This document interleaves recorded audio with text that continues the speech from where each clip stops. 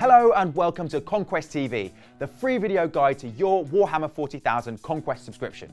I'm Frankie Vu, and in this video we're focusing on issue 12 and the deadly new warrior it adds to your Death Guard army, the Foul Blightspawn. Foul Blightspawns are unusual characters responsible for spreading many of the worst plagues and contagions unleashed by the followers of Nurgle. Issue 12 is packed with information about these villainous Chaos Space Marines. Let's get started. In issue 12, you'll be introduced to the Foul Blightspawn. This hideous Plague Marine villain is a master of disease, altered through arcane science and warp magics to carry and spread a variety of deadly contagions.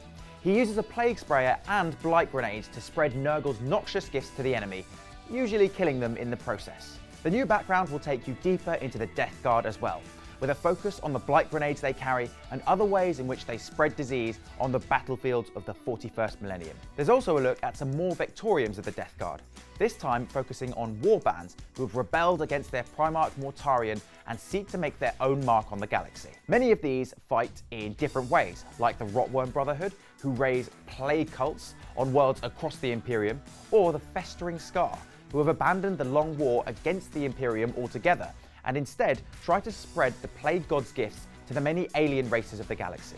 There's also an in-depth guide to the various icons of the Death Guard, from their Legion symbol of old to the various ways in which they mark their loyalty to Nurgle on their armour, vehicles and banners. Now that you know more about the Foul Blightspawn, it's time to build your own.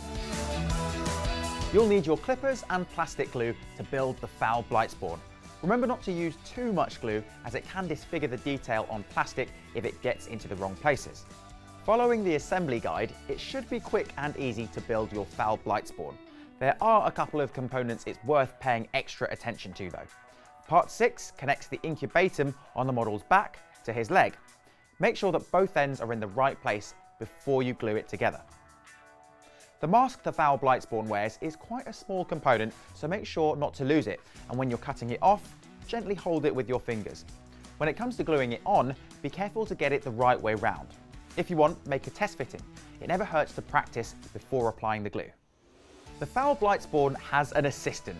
This tiny Nurgling, a demon of the Plague God, is carrying a blight grenade for his master. Just stick this to the base where you think it looks best, but remember to make sure you have enough room to get your brush in and paint everything. Speaking of painting, let's have a look at how to get your Foul Blightspawn ready for battle. The Foul Blightspawn is a particularly ornate Plague Marine and should be painted the same way as your other Plague Marines. He has a few features the others don't, so we'll focus on how to paint those. For the cable connecting the incubatum to his plague sprayer, use Abaddon Black, and do the same for the sides of the incubatum. This is a giant tank full of roiling plagues, and the black makes it look suitably sinister and rotting. In the future, we'll revisit these details with other paints we add to our collection. As with your other Death Guard, the trim on the Foul Blightspawn's armour should be painted with Retributor armour. There are lots of details on this miniature to paint in this colour. Refer to the pictures in the painting guide to make sure you get them all. There's plenty of metal to paint with Lead Belcher as well, including the arms that connect the incubatum to the model's body, and lots of the detail on the incubatum itself. Remember that you can use your shades, Nuln Oil and Agrax Earthshade, to add more depth to the gold and silver areas. With so much of those colours on the Foul Blightspawn, it'll look great once the shades are dry. As a final touch, you can paint the various growths and tentacles on the model in Bugman's Glow, along with the Nurgling on the base. This will make these hideous mutations and the tiny demon really stand out. Now your Foul Blightspawn is looking suitably gruesome, it's time to see how he performs in your games. The Ultramarines had better watch out. Let's start by setting up Tutorial Mission 10, Spread the Blight. This mission pits the Foul Blightspawn alone against the force of Space Marine intercessors and reavers led by Lieutenant Calcius. Can the Foul Blightspawn use Nurgle's gifts to defeat the Ultramarines, or will they stop the spread of his plagues? Let's find out. The Foul Blightspawn does have a major advantage against the Ultramarines, his Plague Sprayer. Because this weapon sprays an ever-changing concoction of roiling diseases at the foe, it's sometimes more powerful than at other times. And to make this work in the game, we need to introduce strength and toughness. Up to now, we've been using a fixed value to wound for each weapon. Now that we've got the hang of how to roll to wound, we're going to introduce strength. This is a value that each warrior and each weapon has that represents how powerfully they hit. For example, a Poxwalker has a strength of 3, while a devastating plasma gun has a strength of 7. To determine how easy or difficult it is to wound a target, we need to know their toughness as well. Toughness represents how easily a warrior can shrug off an attack. All the Space Marines in this mission have a toughness value of 4, and the Foul Blightspawn, because of his mutations, has a toughness of 5.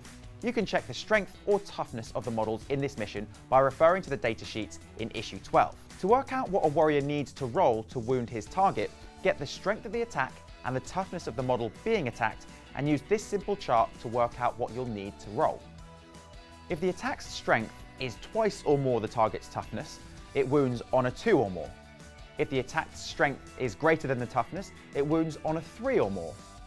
If the strength and toughness are the same, the to wound roll needed is a 4 or more. If the strength is lower than the defender's toughness, it's a 5 or more. And if the strength of the attack is half or less of the toughness, you need to roll a 6. That might seem a little complex now, but play a few games and it'll become second nature. Remember that some units make attacks with different kinds of weapons. These might have different strength values, so be sure to check each one before rolling to wound. The strength and toughness values of all the warriors in Tutorial Mission 10 are on the second page of the mission details in issue 12. Remember I mentioned before that the Foul Blightspawn's Plague Sprayer can have different strengths for each attack? Well, that's because it has what we call a variable strength value. Each time you fire the Plague Sprayer, you need to roll 2 dice to see what its strength is for that turn. Similar to the aggressor's short-range Flamestorm gauntlets in issue 11, the Plague Sprayer has a range of 9 inches and rolls a dice for its number of attacks, which hit automatically. So the sequence for shooting with it is as follows. First, check and see if the enemy is in range. If they are, roll 2 dice to see what strength the Plague Sprayer will be this turn. Then roll a dice to see how many attacks it makes.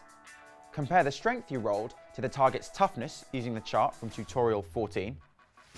Roll to wound with the number of attacks you rolled before.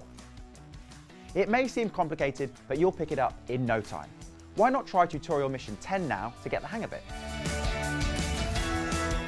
Now that you're familiar with how to use the Plague Sprayer, you can also have a go at Replay Mission 10, Burn the Bomb, which sees the Foul Blightspawn accompanied by 12 hideous Poxwalkers protecting a devastating virus bomb from an Ultramarines force made up of Lieutenant Calcius, the Reavers, and the Aggressors. There are also some extra rules with Replay Mission 10. Each of the Space Marine squads is now led by a sergeant who gets an additional attack in close combat. There are also a pair of new abilities for the Foul Blightspawn.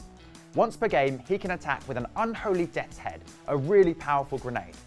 He's also surrounded by a revolting stench that stops units who charge near him from attacking first that round. That's it for this video. All that remains for you to do is to get your Foul Blightspawn ready for battle and use him in some games. Next time, we're going to be adding our first scenery piece to our games, the Munitorum Armoured Container. We'll see you again in the next video.